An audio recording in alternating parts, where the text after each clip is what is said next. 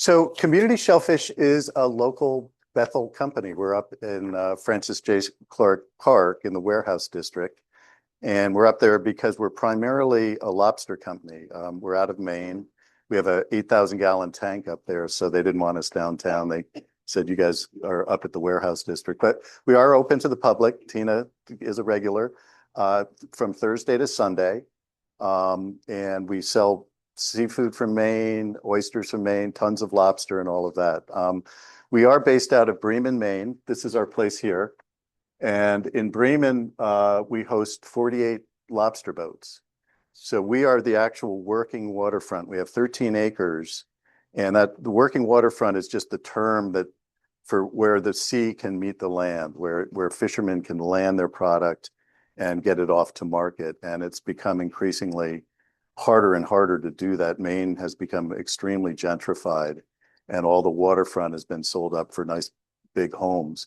And so our land and our dock, which is 100 years old, it's a 100-year-old co-op, is extremely vital to the economy of all the fishermen. So we guarantee them a marketplace. We guarantee them a price for their lobster. We're kind of like an FOB at an airport. We service the boats. We give them fuel, we sell them bait, but most importantly, we guarantee them a price when they get back to the dock. Beyond that, though, we're also an oyster grower, and we have a 4-acre oyster farm, and we grow an oyster called the Cora Cressy, which you'll learn that story tonight. And then we're going to enjoy Cora Cressy's at the end. So the evening has kind of 3 parts. The first part is going to be a general history of the oyster, and particularly Connecticut oystering, which is very unique anywhere in the world. The second part, Allie's going to come up and we're going to talk more specifically about flavor profiles. We're going to introduce a concept we call miroir, which is how the water influences the flavor of an oyster. We'll learn technique on shucking. And then the last part of the evening will be that we'll just all go to the back and enjoy 3 oysters. So that's the overview. I've learned by working on the counter that, and I just want to say I met Allie because she was running the oyster program at Edison Kitchen across the way about 3 years ago when I went in to try and sell her on carrying Maine oysters. And she had set up their oyster program. She is a master shucker. And I used to love going over to Edison to get a plate of oysters, so that was our connection together. What I've learned working on the counter and selling shellfish is there are basically 3 kinds of people. That's all. There are people who love oysters. How many people love oysters? Oh, wow. That's unique. Then there are people who hate oysters. How many people hate oysters?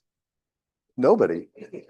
And then the third category are the people who love oysters but can't shuck them and can't open them, and that's me. So for me, my greatest pleasure would be going out to Edison or any oyster bar, which was a proper oyster bar, where the people knew what they were doing, and getting a plate of shucked oysters and a glass of Chablis. And the pairing of Chablis and oysters is interesting and unique because Chablis, back in the Jurassic ages, was underwater, and the 7 hills of Chablis are all ancient oyster beds.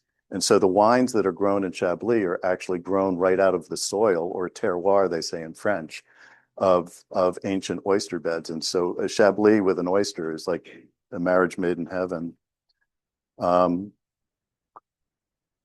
So just to give you an idea, last weekend at our little shop, we sold 1,300 oysters.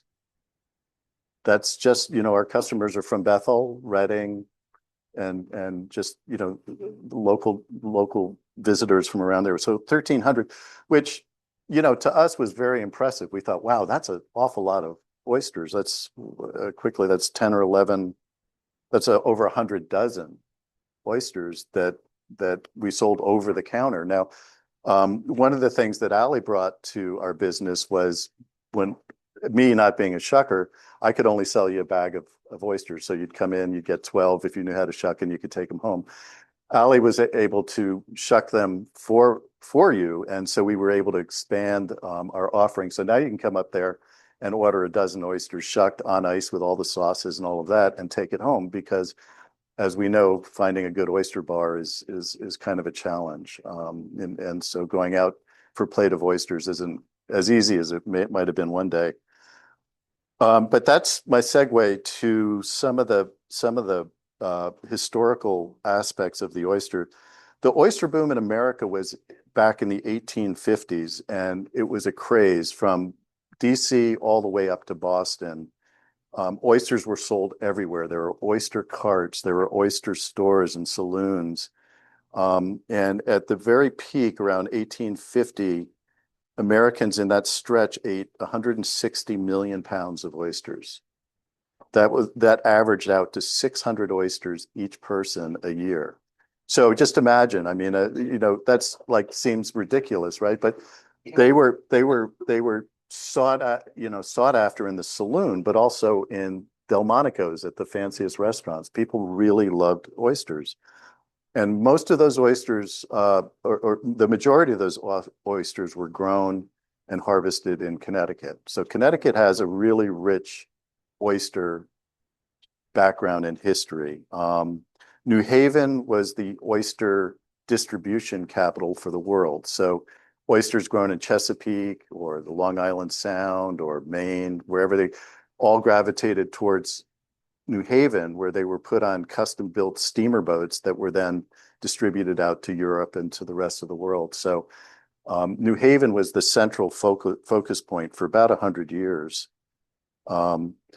The problem became that the demand for oysters was so high that in those early days, oysters were grown wild. They weren't cultivated. So you literally had to go scrape them up or harvest them.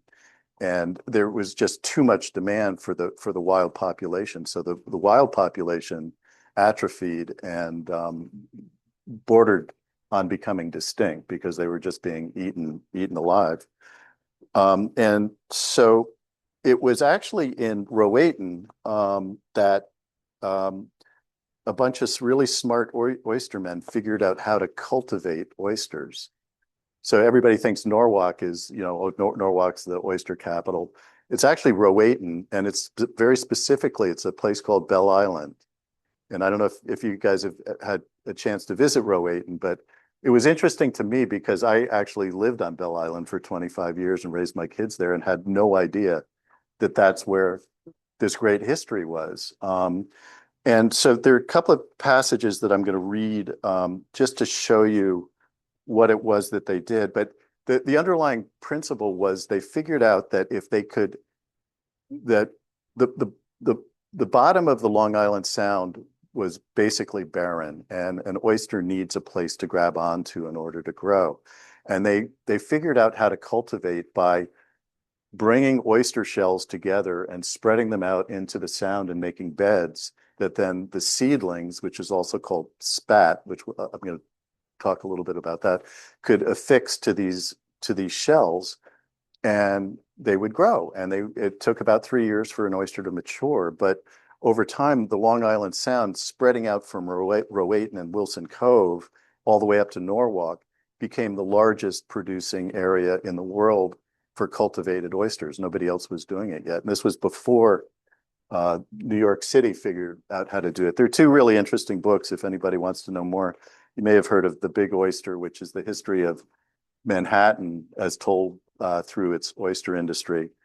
But this book, and I don't know that this is in the library or not, I should have checked, but this is called Rowayton on the Half Shell. And it's written by an old historian in town who I knew, Frank Raymond. And it's the history of Rowayton and the cultivation of the oyster. So let me just read a couple of things that I thought were interesting. At the same time the railroad was being built, a discovery was made in Rowayton that was to revolutionize the growing of oysters from a backyard operation to a full-fledged multi-million-dollar industry.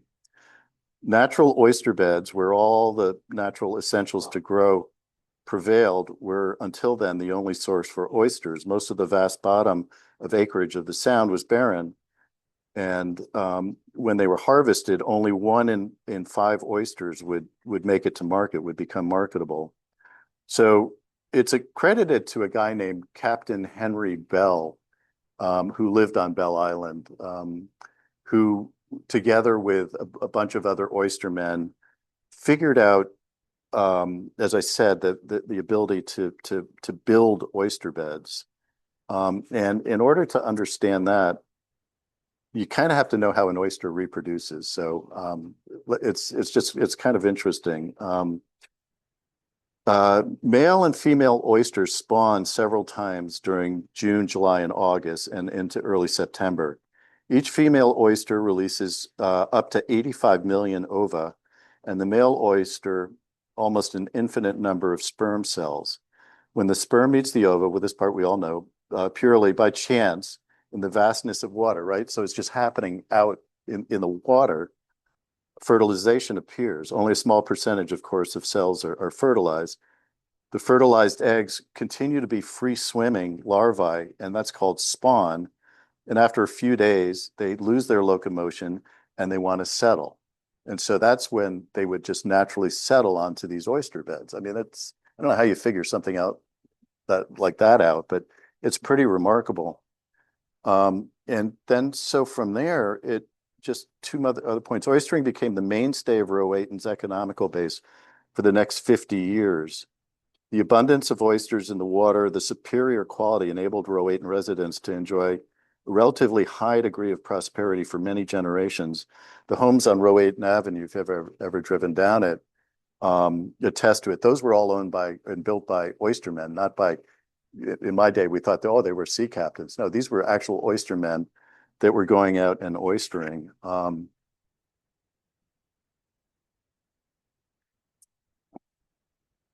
By 1875, the Rowayton oyster production exceeded all expectations. One dealer from New York City came up and purchased 32,000 bushels of Rowayton oysters in 1875. In 1879, the output had increased to 50,000 bushels. There were 35 oyster farms and companies and 27 full-time sloops, so to bring the oysters down to market. So it's pretty remarkable. But then, unfortunately, like all things, it ground to a really quick halt. About the middle of the 1900s, the water in the Sound declined really rapidly. It was highly polluted. You know, industry was dumping into it, sewage was dumping into it. The method of harvesting wild oysters was called dredging. So they would carry these big, heavy metal rakes behind the boats, and they would scoop up all the wild oysters. And in doing so, they would destroy the base. So the ground was ruined. And then a parasite appeared, and the parasite flourished and basically ate everything. So it was 1990 when it finally came to a crash. So about 40 years later, there were a bunch of storms in 1990. I was there and I remember one. I don't remember a bunch, but there was a hurricane. And ultimately, with the weakness of the water and the weakness of the ecosystem, 90% of the oysters died. So production went from, at that point, at its height, 1 million bushels a year down to 10,000 bushels. And so basically it was decimated. It was gone. So it was in the 1990s, though, that aquaculture became a thing. Aquaculture is the science of growing in water. And so scientists actually at the University of Maine figured out how to breed a parasite-resistant oyster. Again, I have no idea how you do something like that, but they made an oyster that could resist the parasite, and they instigated big farming programs. So just like the early days of Rowayton, they started to rebuild the beds with shells and then populate it with spat, the the baby teeny tiny little oysters. They look just like oysters. They're about this big, and in doing so, then the oysters are a natural water cleaner filter. They actually over time stop the pollution. The oysters help to regenerate the water, and the sound is pretty much back to where it always was. There's one company down there, Bloom and Sons, which is the fourth generation oyster farmer company, harvester, which is the largest in the world. They have 22,000 acres of leased land in the Long Island Sound, all leased from the state of Connecticut, and they're home of the Blue Point oyster, which most people have at some point had.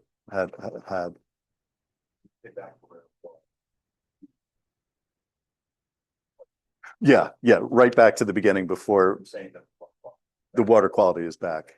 Unfortunately, there have been a couple of other victims, like lobsters. Lobsters have completely left the Sound. We used to have a ton of lobsters in the Sound.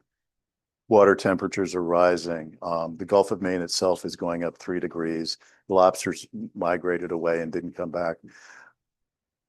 The second part of this, we're going to talk about the water in Maine, because the water in Maine is very unique, and it informs an oyster in the way that I think the Long Island Sound isn't able to do as a relatively closed body of water just with a single opening. But there is one nonprofit too that's functioning today. It's called the CORR, CORR. I put their little poster in the back that is helping to build out these oyster beds in the Sound. And what they do is it's 3 young guys that drive around to all the oyster bars and all the fish shops and anybody who sells oysters and recycles the oyster shells. And they're taking them all out to Fisher's Island, and they're rebuilding massive beds out at Fisher's Island. So part of what we do at Community Shellfish is we also run a recycling program. So after you take your oysters home and eat them, we ask if you would bring them back, and then ultimately they go back into the Sound.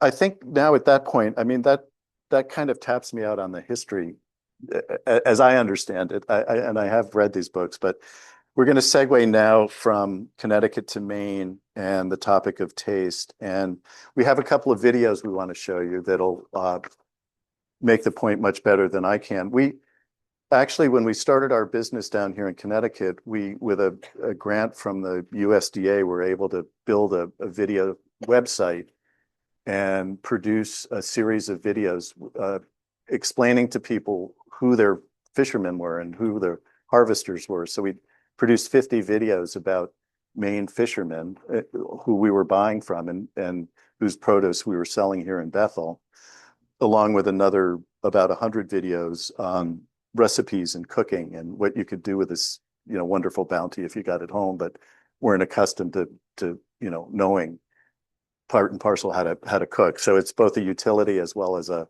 informational platform. And the first video I'm going to show is just 3 minutes long, but it introduces in a very great way the concept of miroir, which you'll see is derivative of that French concept of terroir. So terroir is to wine as miroir is to the sea.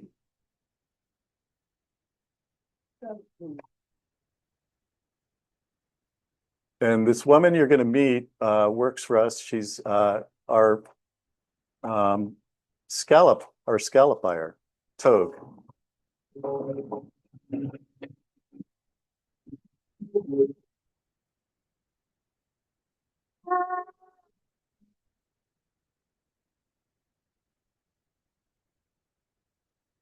There's a term in the wine world called terroir. It comes from the French word la terre, meaning earth or soil, and it refers to the unique elements within a region that impact the qualities of the grapes that grow there.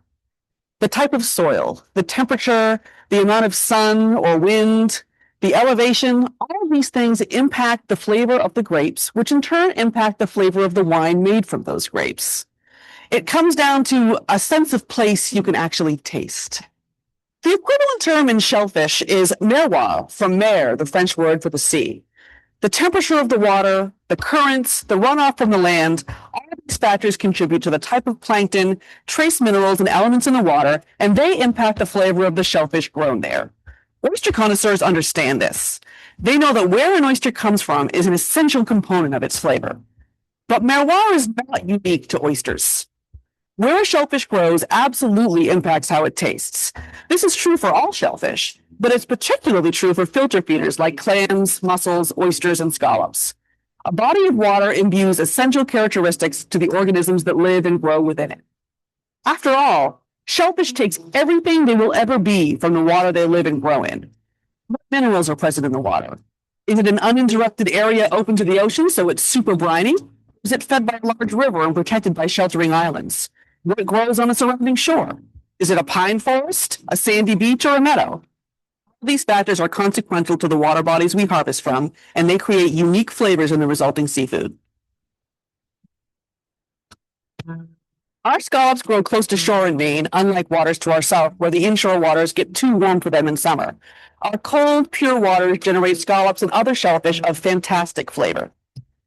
As the crow flies, it's 228 miles in a straight line from Kittery to Eastport. Maine's coast is not a straight line. We have deep crenulated bays, and each of these bays are different. They have different salinities, different minerals, different nutrients coming from the adjacent lands and the rivers emptying into them. This results in different flavor profiles for our shellfish.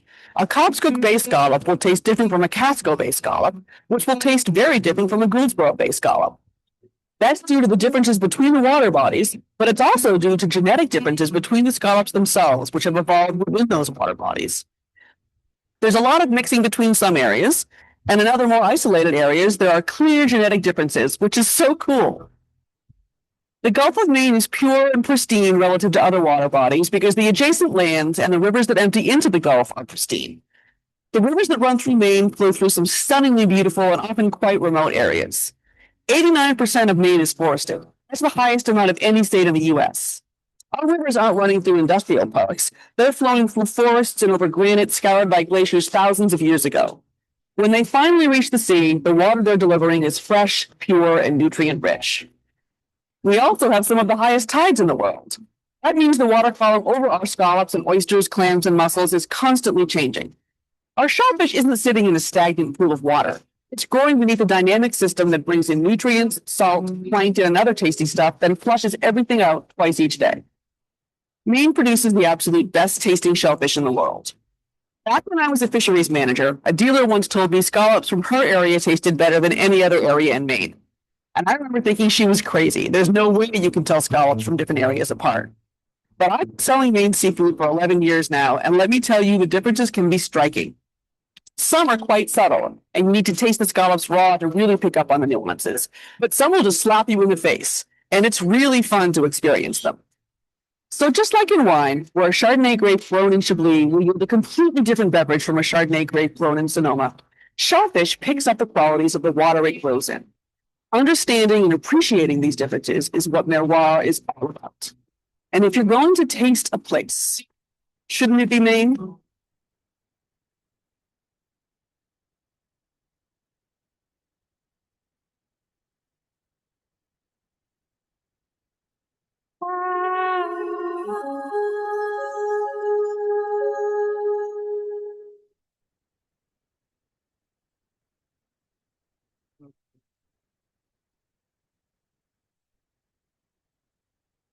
Next, I'm going to show you just a 2-minute video.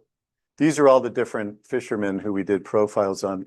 I'm going to show you a 2-minute video about the Cora cressi, which is the oyster that we grow. And we, Robert Cuddy is our oyster manager. We did a joint venture with the University of Maine, so we're actually a teaching. Robert is a professor as well as a manager, and so kids who are going into aquaculture come and do a stint at Community Shellfish to actually work on the farm and learn firsthand how to farm. Maine has become very supportive of starting oyster farms as a new a new industry really, because the fear is eventually lobsters are going to migrate and lobsters are going to continue to move north, and eventually they'll all be north of the border. So the state of Maine is very supportive, and what they will do is if you're willing to, they're trying to attract young people and keep them in the state, and because young people tend to want to leave Maine, you know, and go to the big city or whatever. But if you're willing to stick it out for the 3 years that it takes to bring an oyster to maturity, they will give you 2 acres of land, a free lease. They'll give you spat to grow, and they'll put you in the oyster business. The quid pro quo is you have to find a way to earn a living for those 3 years while your oysters are developing. But 150 people have picked up the challenge. And so in Maine today, there's 150 oyster farms all up and down the coast. And so we're because we have distribution from Maine to Connecticut, which is pretty unique. We have our own truck, which brings stuff down. We'll always bring down other neighbors' oysters so we can introduce them to the community as a way of getting to know other oysters. And Ali will talk a little bit about different kinds of oysters. But that was a long way of segueing to a video about Robert Cuddy, who will introduce you to our oyster.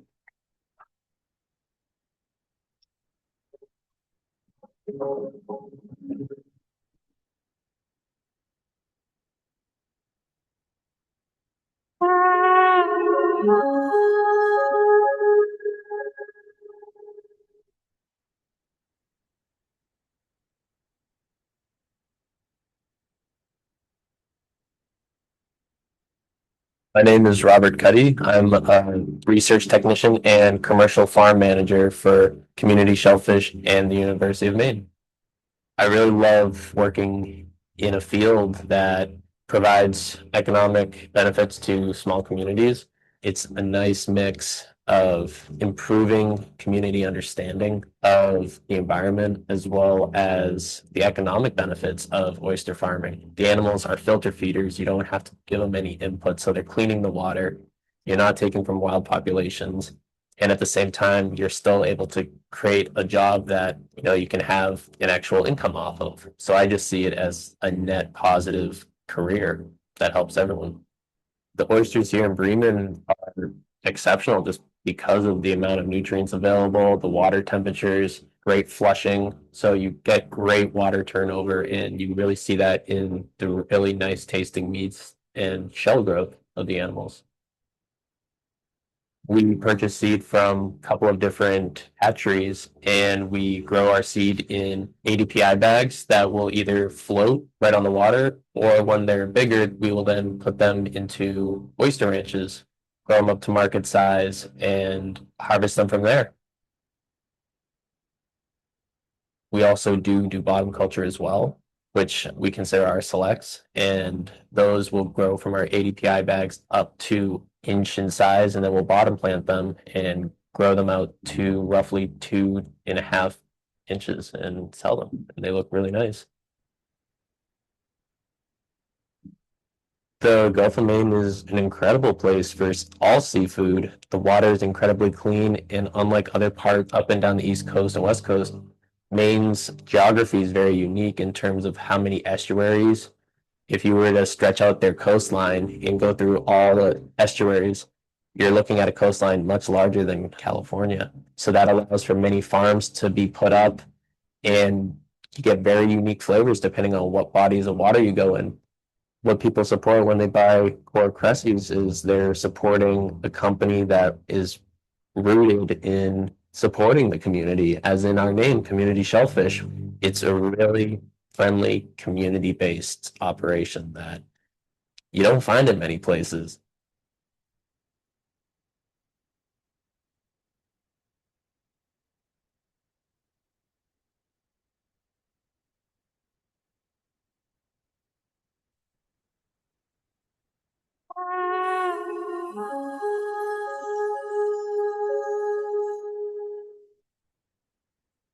One of the things I forgot to mention was you saw that how he's growing oysters in these baskets. That was something else that the Roatan guys figured out, was that it's fine to populate the base of the Long Island Sound, but if we could actually make floating baskets and put the spat in there, it worked just as well. In fact, in some cases, it works better because they're flushed out. So that actually was an invention of the Rowayton oystermen. One last video, and then we'll move on to more fun things like tasting. But I want to show you a video of how we came up with the Cora Cressy name. My partner is a guy named Bo, who you'll meet in this video. He's also a childhood friend of mine. But Bo is the owner of Community Shellfish in Maine, and he's the actual oyster farmer.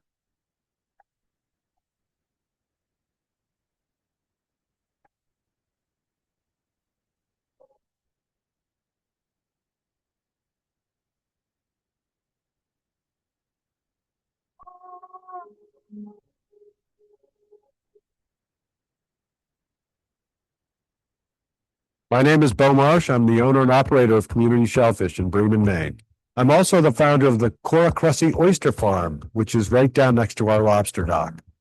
Cora Cressy oysters are grown at our working waterfront down in Bremen, Maine, in what were once lobster pen enclosures. We felt that these obsolete structures would be unbelievably perfect to grow oysters in. The physical characteristics of these enclosures give the oyster a special environment in which to grow fine flavor and deep shell. Also adding to the wonderful flavor of the Cora Cressy oyster is the unique character of the Madomic River in which they're grown. The high mud flats and the granite ledges that surround the shores give the water a special quality that is seen in the taste of the oyster. One of the unique things about oysters is the fact that they gain so much flavor from where they are grown. They take on the character of the water, they take on the character of the land surrounding that water, and that is the flavor that you find. Up and down the coast of Maine, we have many, many different rivers, and every river has a different character to it, imbuing its flavor into the seafood and particularly the oysters which grow in it. Besides the excellent flavor of the Cora Cressy oyster brought by its river environment and by the enclosures in which it's grown, we have another interesting aspect that adds to the flavor and also to the mystique of the Cora Cressy oyster. That is the wreck of the Cora Cressy, the namesake, right to the south of the farm. This is a 19th century ship that was wrecked here back in the 1930s and has sat there ever since, giving not only the flavor of the minerals, but also we think that in every Cora Cressy, there is a little bit of the spirit of Cora Cressy herself.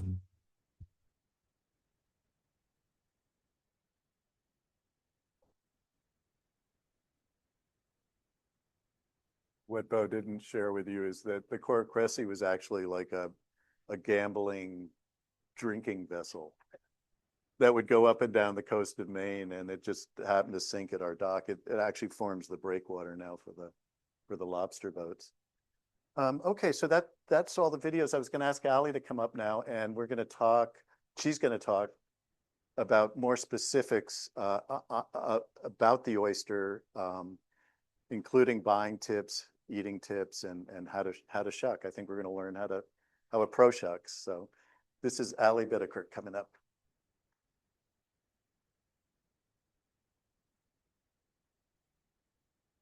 Hello, everybody. I did. Okay. So I get to talk about the fun stuff. So basically, I'm Allie. My husband Dan is back there. While you're watching our video, we shucked like 50 oysters already. Didn't even know yet. So 10 years ago, I was like everyone else here. I just worked with my husband. He was an electrician. I just helped him out. I did corporate for years before that. I was a stay-at-home mom, just your average person. Dan and I went to a job. A gentleman was building a restaurant in Newtown. Some of you may even have gone to it. Lucas Local in Newtown. Anybody heard of it, gone to it? Okay, so I was the original oyster shucker there. And how that happened was we went in, he was doing the electrical, and we're like, all right, when are you going to open this place? And he's like, oh, in a month. And we looked around, he's a contractor too, and we're like, with what army? So we kind of became friendly and we just ended up helping him build this restaurant and open it. So that was fantastic. It was a really fun experience, never did that before. Turned around a week later, went in, it was his birthday. We're going to go for oysters, check out the new restaurant. I brought my kids. We sat there 45 minutes. We waited to get one oyster. And I'm like, what the heck is going on here? So his girlfriend, I was like, what's taking so long? What's happening? And he's like, we don't have an oyster shucker. So I was like, if I could build a restaurant, I could shuck an oyster, right? Yeah, that was the beginning of the end for me. So he hired me. Okay. Minimum wage. Here I am, Allie, I'm going to shuck oysters. I go in, he spent 10 minutes with me. He's like, you do this, this, this. And all of a sudden customers are coming and I have tickets coming in. Okay. So I did my best, right? First week on the job, pretty happy I could just open them. Turns out I get a review that says how bad I am. Yelp, you gotta love Yelp. So I read the review and you know what? It was fair. It was fair. It wasn't professional. I had no idea what I was doing. So rather than get upset with the Yelp review telling me how bad I was like, all right, mister, whoever you are, I'm going to become the greatest oyster shucker Connecticut's ever seen. Okay. So from that moment on, I did my homework. I watched every video. I learned about every oyster we carried. I learned about the oyster. I mean, I couldn't believe how much went into this oyster business, right? It was crazy. Who knows there's so much about it. There are different kinds, there are different flavor profiles, there's all this stuff going on. So I became a great shucker, okay? And I was very excited about it. So 4 restaurants built in 4 years, nearly dying, having heart surgery, opening another oyster bar, and then taking a break. I ended up with Bob. It was fantastic. It was such a great journey and I learned so much and met so many wonderful people. So this is me taking it easy now. So taking it easy is working Thursday, Friday, Saturdays with Bob. We have a food truck that we sell community product with on Tuesdays at Knott Hill, and I teach oyster shucking classes. So I'm back out there. Oysters. Oysters are really cool. Like Bob was saying, you either love them or you hate them. There's really not too many people who are like, I kind of like oysters. But what I did find being an oyster bar shucker was some people just had the wrong oyster. So if you start with the wrong oyster, you will think you don't like them. So I used to have fun because I was out there talking to people and I would take people who hated oysters and turn them into people who loved oysters because I knew what oyster to start them with. Most people, if they have an issue with oysters, it's because of texture. Oysters have all different flavors and textures. So you need to start them with something that's a little bit less, for lack of a better term, gelatinous, a little firmer, a little more on the sweeter side, not necessarily too much brine to it.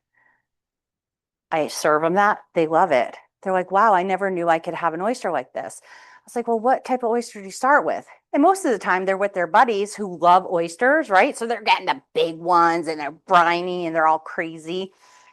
Don't start your friends off with that.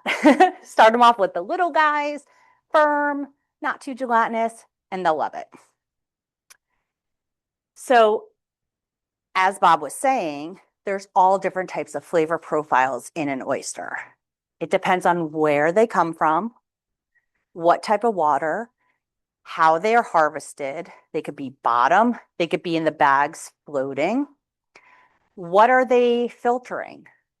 Are they on a sandy bottom, a muddy bottom, a kelp-filled bottom? There are so many different oysters and oyster profiles. So tonight we are sharing with you the Coral Cressy. Now the Coral Cressy is a beautiful oyster. It's a great oyster for people to start with. It's got a nice brine. It has nice firm meat in it. So it's not too gelatinous and it has a clean finish. How many people here know that oysters should have 3 flavor profiles? Anybody? Okay. Does everybody here chew their oysters? Okay, who doesn't? Okay, I'm going to teach you tonight that there are a bunch of reasons why you should. Definitely chew them. It releases more flavor, stuff you didn't even know that was hidden inside. It's another way to find out if the oyster is maybe bad. It is. Because when you bite into it, you're going to taste that kind of sour, metallic, kind of foul flavor. And that way you have time to spit it out and then do a shot of vodka. Or tequila, whatever your preference is. And then third is it gives you the whole, as I say, eat your first oyster naked. It gives you an understanding of that flavor, that terroir, that taste of the sea, what you're actually having. The sauces are fantastic. Everyone loves cocktail sauce, great mignonette, lemon. Try your oyster first. The first one, just try it plain because you're going to notice those subtle differences. We also talk about all these different oyster farms. So we're having the Atlantic oyster, okay? It's one kind. There are 5 different kinds of oysters. We have the Atlantic, that's the East Coast kind. All the farms have different names. So you'll hear when you go to an oyster bar, you're going to have the Blue Points, the Savage Blondes, the Beausoleil, Cora Cressy, Fat Babies. I could rattle off 1,000 different names of oysters. It's just the farms and what they name them. And they all have their own flavor profile. So it's pretty neat. What I tell people is if you really are an oyster lover, carry a little book with you. Or keep, you go to an oyster bar and you get a little ticket and it tells you the oysters you got.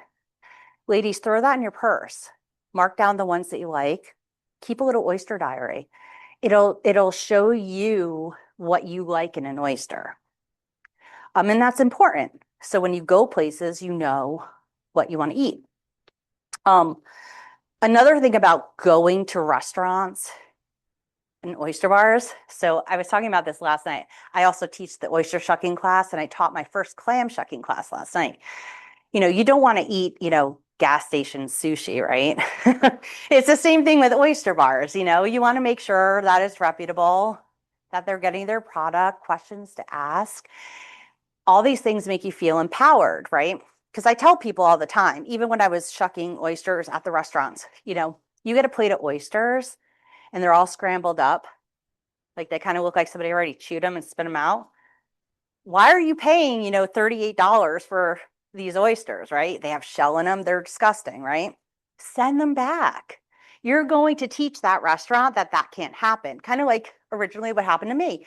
Let them know that they have to serve a product properly. Be empowered. You wouldn't eat a well-done steak, right? If it came out to you, if you wanted it rare, right? So feel the same way. It's important. These things are important and it's your money and you want to get it right. Let's see, what else can I talk about with the oysters? The fun part is going to be teaching how to shuck them. So I'm going to give you a brief demonstration tonight. If you do want to get into more depth, I do teach a class. Please come to the store. I have a schedule. I teach it over at Nod Hill. It's a lot of fun. Everybody gets it by the 3rd or 4th oyster. It takes practice. You're never going to shuck like me unless you've been doing it for 10 years. But it is a fun class and it is a fun thing to do at home. Again, you have the most beautiful place to come get your oysters at Community. They're perfectly fresh. We could tell you when all the stuff is harvested. You take them home, know how to shuck them, eat them yourself. You can still go to the fancy restaurants when you want to, but on an everyday basis, you could either grab a bag and shuck them yourself. It's fun. All right, so oysters. I have 3 of them here. This is our Cora Cressy. It's beautiful. Okay. So when you get oysters, let's say you bought a bag of oysters from us, we're going to give them a quick wash just to get kind of some of that mud, sand, debris off of it. But you still want to take them home. You want to keep them in the original bag, and you want to keep them dry and cold in your refrigerator. Okay. You don't want to put ice, don't want to drown them in ice, nothing like that. Here and at the store, you'll see we do have them on ice, but we're moving them very quickly. And tonight we had them in ice for about half an hour.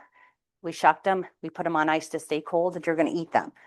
You don't want to keep them on ice at home, dry and cold. It'll keep your oyster, you could keep them for a week or two. It's all about how you store them and how you treat them. You can shuck them and then freeze them, but you can't eat them raw. You'd have to cook them. You could do like a exactly an oyster stew or an oysters Rockefeller. So it is possible. Yep. Or you could, shuck them, throw them in a container and freeze them. And then again, you could put it in your pasta or make a stew, do whatever you want to do with them. That's how you store them. When you're ready to eat them, right, you take them out of your fridge where they're nice and cold and dry. And now you're going to run them under cold water with a little scrub brush, only for your oysters or shellfish, not the one you're going to do your dishes with later. Or you use your fingernails. Okay, get yourself a little shellfish brush, wash it at the end. You're going to give them a little scrub. Mainly, the most important part is where the hinge and the shell comes together. Okay, so there's a round part of the oyster, and then there's a flat part. So you really want to scrub where you're going to open. What happens is when you open it, that dirt that might be in there falls in.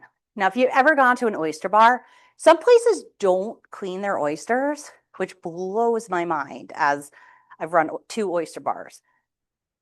Yeah, it's kind of cool. They're fresh and they dump the bag out, right? But they're dirty. They're naturally dirty. And what happens is that dirt gets in and then it falls in, right? So then your shucker, have you ever gotten oysters where there was like no liquor in it? Okay. So a lot of places, well, if they shuck in front of you, it's the best thing because you're watching what they're doing.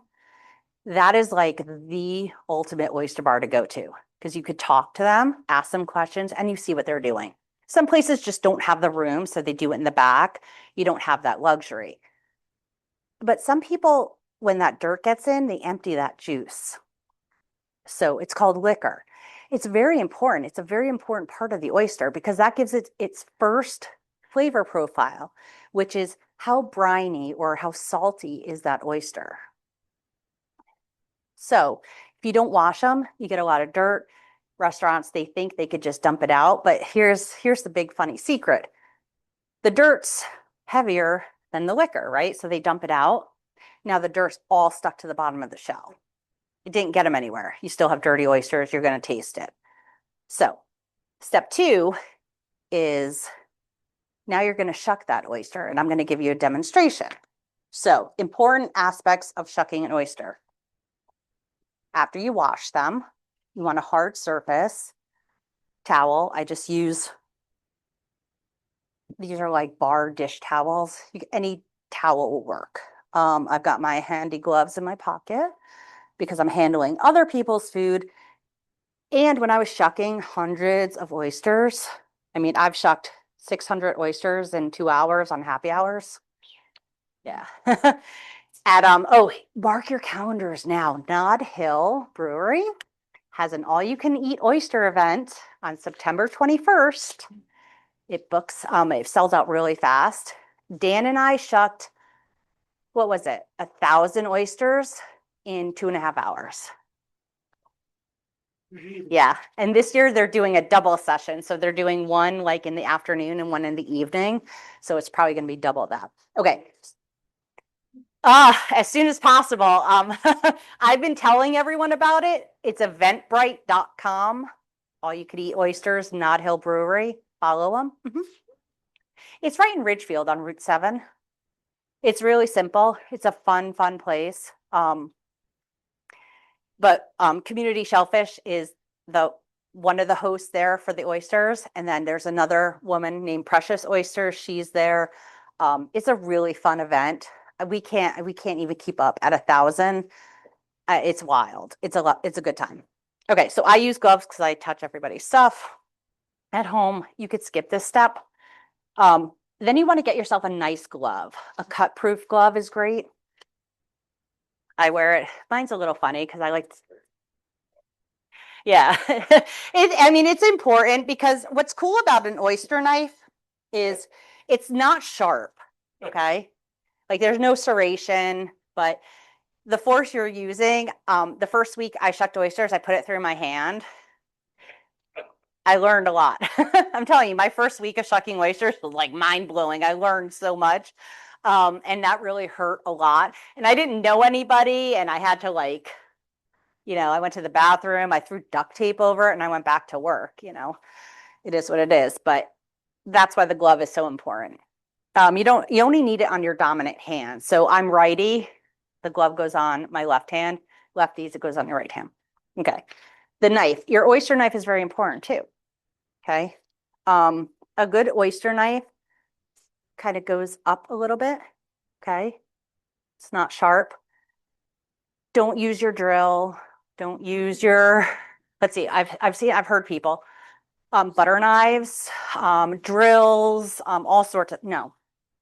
Amazon, next day you get a great knife. It's like $17 at the most. Get a good knife. Yeah. They're not all created. You're right. This is a stainless steel food grade knife that I use. Is it double on the back, bigger on the back? It's not really. There are different forms of knives. There are some really sharp ones, pointy, that have a little serration. They're kind of like a multi-clam oyster knife. They're great. There's nothing wrong with them, but for beginners, you'll really hurt yourself. And they're really great for big oysters that are a pain in the butt. These medium, smaller oysters, when I teach my class, you could go right in and pop them. As the oyster gets larger, you kind of have to work because that hinge goes in a little bit more. So I'll kind of go around and show you. This is the side that you would want to hold down. Yeah. There's the rounded. That's the hinge. That's where we're looking at. Bring her down. Yeah, absolutely. So you can't shuck an oyster on that side. It's got to be on that side. Right, exactly. See, you guys got this. Okay, and this is the knife. See, it won't hurt you. Do you see? I call it a ski slope, a little ski jump. It goes up in the air a little bit. Because think about what you're doing. You're prying open something. So if something is closed, right, you're using it like a little wedge to pop it open. That's all you're doing with oysters. Not more complicated than that. You have a brand. I do. Just why I'm like walking back here so I could grab it. It's like a dual purpose. Look at the oyster and I'm going to grab my second knife. And they're like different names, like a New Haven and a. Oh, that's different. Yeah.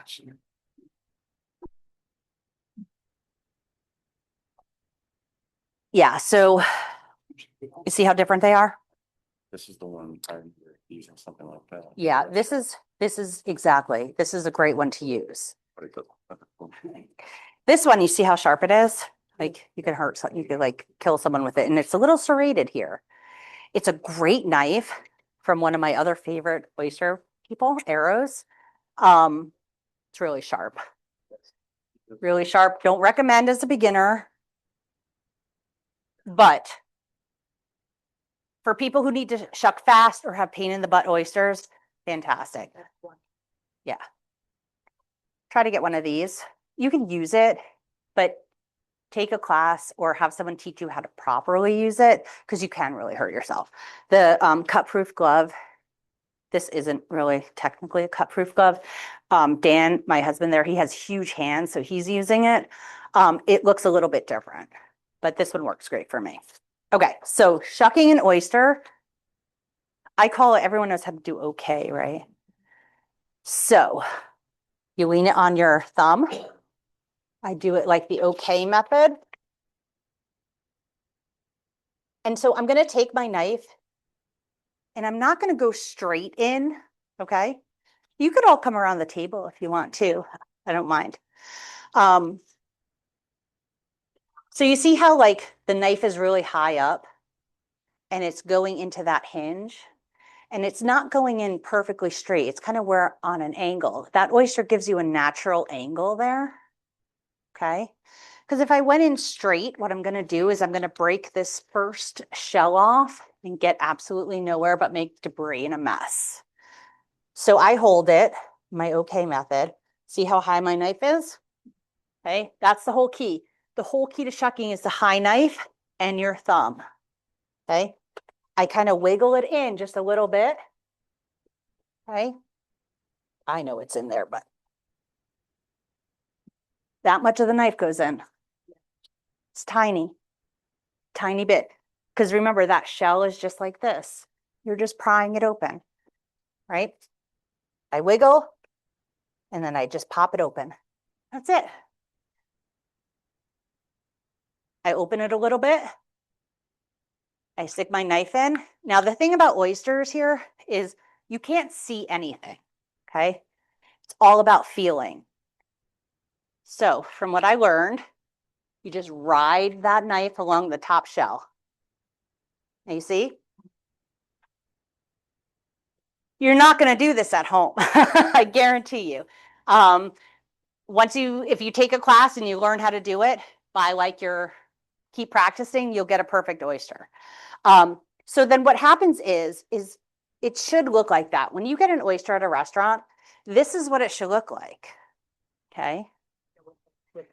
With the liquor. Yeah. Not scrambled. Belly's not cut. That's the oyster. No shell pieces. That's what you want. If you're not getting that, no, if you get a few that maybe the belly's cut, it happens. I don't always do a perfect oyster. I could mess them up, but all of them shouldn't be all scrambled. They're beautiful. See all that juice in there? Oh, yeah. Now, sometimes you'll get at an oyster bar just this, right? So what happens? You're so excited, right? And you put your sauce, you're all psyched. You put it to your mouth and now you look like an idiot. Why? They didn't cut the muscle. So now you're dangling like some idiot and you don't know what to do, right? Okay, so you got to take your knife and there's a muscle right there. You could see it. It looks like a big white hunk. You just scoop it. That's it. And I always make sure, because sometimes the sides will stick or the underneath will stick. And Richard, because you were the first guy here, and I know you were so excited. That's all right, I got 2 more. But here's your napkin. So now if there's dirt in it, I'm going to shuck another one and I'll show you. So if there's dirt in it or there's a little shell, what's going to happen is it's not going to want to stick there. Okay. It's just not. So what you do is you take your knife and let's say this tiny little piece is there, right? You take your knife and you just glide across the top and you see how it comes right off. That's all it is. And then like if you have a glove or you're eating them at home, you could take your thumb and just any dirt on the sides, you could just rub it off. And then you pop the shell and let's find someone in the audience. All right, you asked a lot of questions, so there you go. Okay. Mm-hmm. Kind of go like this. Do a smell. So here if you're doing them at home, absolutely. If you're out to a restaurant, that's part of your cost. Your oyster shucker is your first line of defense of getting a good oyster. Okay. So again, I didn't know this when I first started, but I learned what it looks like. A good oyster should be juicy, plump, not have any smell whatsoever. It should just smell like the ocean. No smell. A bad oyster, a real bad one, you'll know. They're black and they stink. Actually, the worst part of getting a bad oyster and being an oyster shucker and an oyster bar is I'm going to smell that for like the next half an hour. And it sucks because I have to make sure all the rest of the oysters are good. So you kind of, you get used to, for me, after 10 years, is I got used to knowing what it looks like. Now there is a rogue oyster. It looks good, it smells good, it's juicy, still bad. Okay, it'll slip by anybody. That's why you have to chew them. Again, if you get that sour, metallic, just bad flavor, spit it out. When I taught the people who worked with me how to shuck oysters, I would always tell them this one rule. If you wouldn't eat it, throw it out. If you're not sure about it, throw it out. If it's dry, throw it out. Okay. I'd rather throw them out than potentially get somebody sick. And that's why people trusted me. People came, they would talk to me. I had people walk in the restaurant and be like, oh, she knows what I want, right to the server, you know? And it's, you have to trust where you're eating. Like I was talking about before, you're not going to have gas station sushi, right? Or you might if you're, you know, had too much to drink and are really craving it, but you know you're going to pay the next day, right? It's the same thing. You want to make sure it's reputable. You want to make sure they're serving good oysters. Like Edison, when I met Bob, I was like, oh my God, I know exactly what he's bringing to the table. Because when I worked at Lucas, I worked with an oysterman who's one peninsula over from those guys. And he would send me his oysters from the water direct. Overnight delivery. I would get them Thursday morning. Beautiful. And I knew when I met Bob, when he walked in Edison Kitchen and he told me what he was doing, I was all over it. Because when you're thinking about anything in life, right? Your food, where it comes from, you got to think about the chain of custody, right? So it's going from the oyster farmer, right, to somebody else, to where you're getting it, right? Now, think about it. You don't know if that guy's truck's air conditioning was working. I do. I worked at a restaurant. There were a lot of times we didn't accept our orders because they weren't cold. I'm not taking oysters from you and paying good money and they're not cold because your refrigeration is down. These are all the things you need to think about. So when it comes to your plate, when you buy it, and this is where I say be empowered, they better be good because you're spending a lot of money on it. And like you guys said, I'm your first line of defense because I'm getting them in.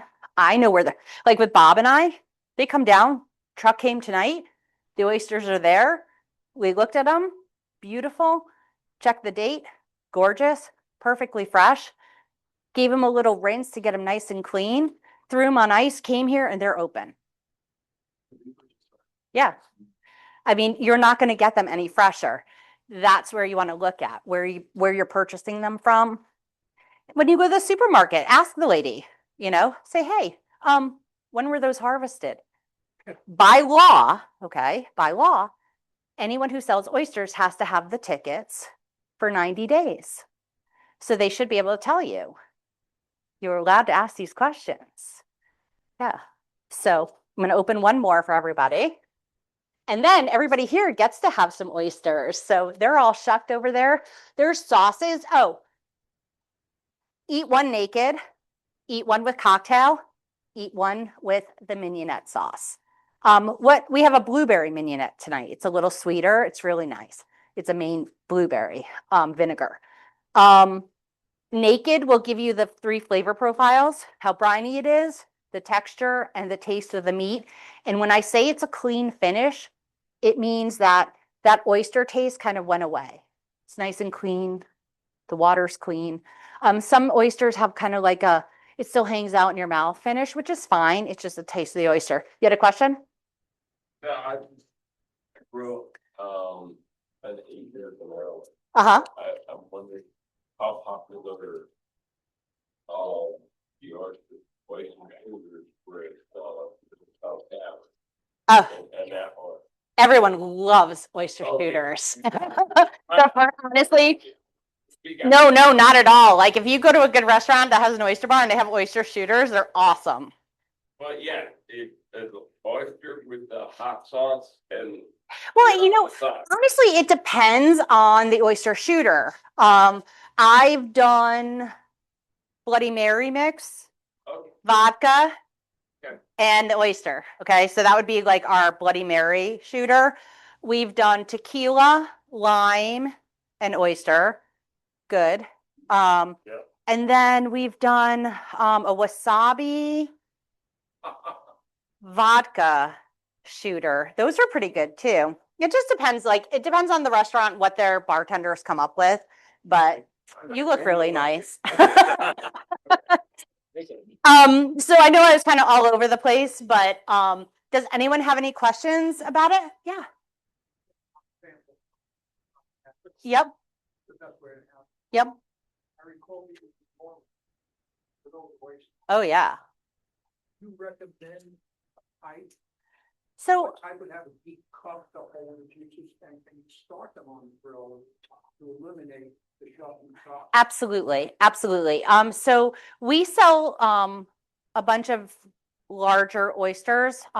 We have had the Glidden Selects before. They're a Maine oyster. The Glidden Jumbos. Those are really big. And you can, even if you wanted to have them like raw, you could kind of throw them on the grill for a second. They pop open and then you could eat them.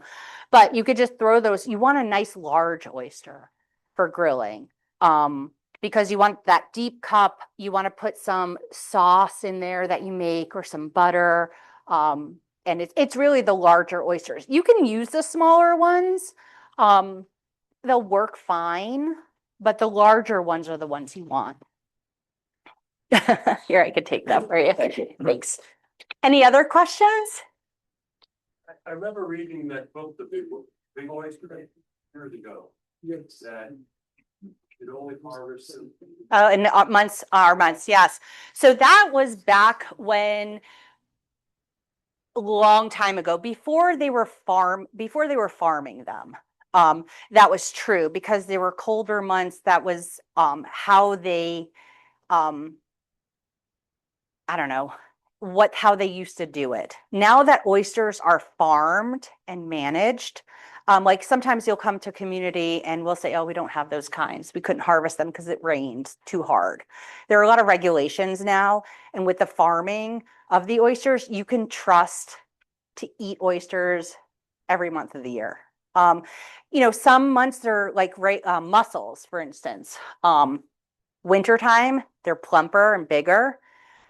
During spawning, I found with the oysters, they're a little bit more gelatinous than the firmer meats. So there's some, there's a switch between spring into summer and summer into fall, where the oysters will have a different texture, be a little harder to open or a little, the shell is a little weaker because of those changes in temperatures. Again, you're dealing with water and nature and different temperatures or storms or so many different reasons. But nowadays, because of all the farmed and all the processes in place, it's safe to eat them any time of the year. Remember they said. Yep. The old oyster in New York back in the day. Yep. Jump on the seat. So they would refer to August as the August. That's fantastic. Yes. Still lamenting the loss of Edison.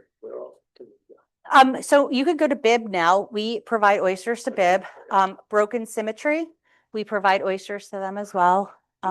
Train station group. Yep. Yep. Nice. And like Bob said, you could come to a community. Yeah. I'll shuck them right there for you. They come on ice with the sauces, forks, lemons. You just take them home and eat them, enjoy them. And towards that, on the back table, you'll see we brought a $5 Coupon. off your first visit to come see us and get some oysters. So as you leave, take a coupon with you if you want to come up and visit us and get some oysters. There's also a QR code. I always tell people to keep that oyster diary. If you take a picture of the QR code, it's going to bring you to a site that has all different types of oysters along with their flavor profiles and where they're from. It's a really neat thing to have, and you can keep it at home when you come back from a restaurant. You can be like, oh, I had those, or I had those, or I had those. I'm more familiar with the East Coast oysters. Some people, does anyone here really like West Coast oysters? Kumamotos, right? Kumamotos are so hard to get over here and have them taste exactly how you would if you were out there. I've tried many times at the oyster bars and I would lose half of them, and then people would tell me the flavor wasn't as good. It's a little bit tough to bring those over, but I know a lot of people like them.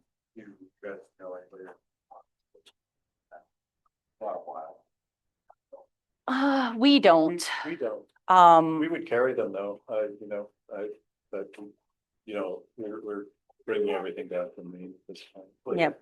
Yeah, no, I want it first. yeah, Yeah, no, we'd love to. yeah. We should get sampling because we only have 15 minutes Yep. left and.